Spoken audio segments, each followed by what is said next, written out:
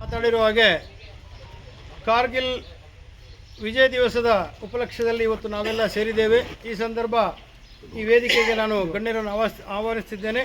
ಮೊದಲಿಗೆ ನಮ್ಮ ಈ ಮಾಜಿ ಸೈನಿಕರ ಸಂಘದ ಕಾರ್ಯದರ್ಶಿಯಾದ ದೀಪು ತಿಮ್ಮೇನವರು ನಾನು ವೇದಿಕೆಗೆ ಆಹ್ವಾನಿಸುತ್ತಿದ್ದೇನೆ.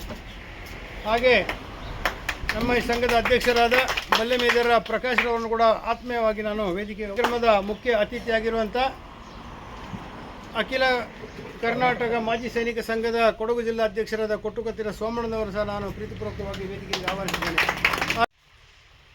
ಇವರಿಗೆ ಮರಣೋತ್ತರವಾಗಿ ಪರಮವೀರ ಚಕ್ರ ನೀಡಿ ಗೌರವಿಸಲಾಯಿತು.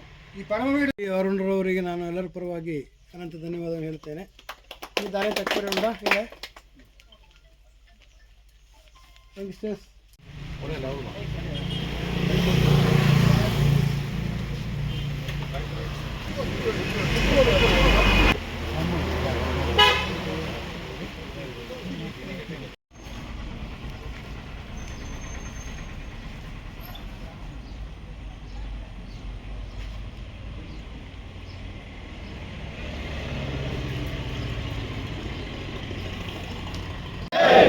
भारत माता के वंदे मातरम, वंदे मातरम, वंदे मातरम, जय हिंद, जय हिंद.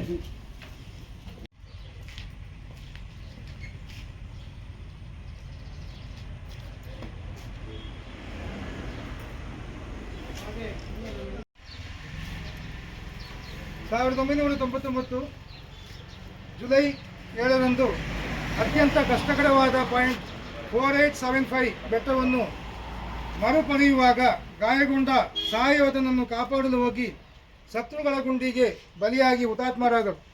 ಆ ಪ್ರದೇಶವನ್ನು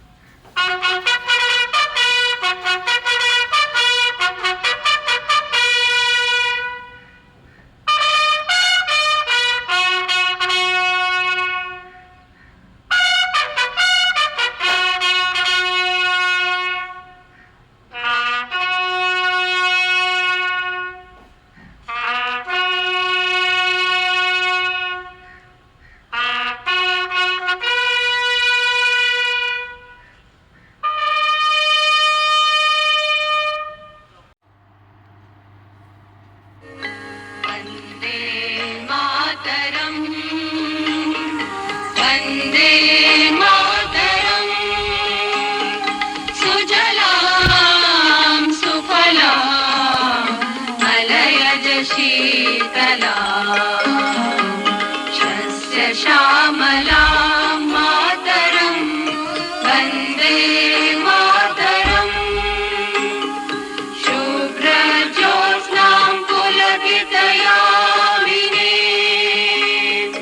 पुल्लकुसुमिता द्रुमदलशोभिनी सुहासिनी सुमधुरभाषिणी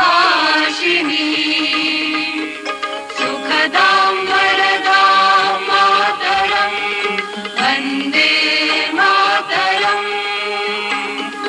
कोटिकोटिकण्ठ कलकल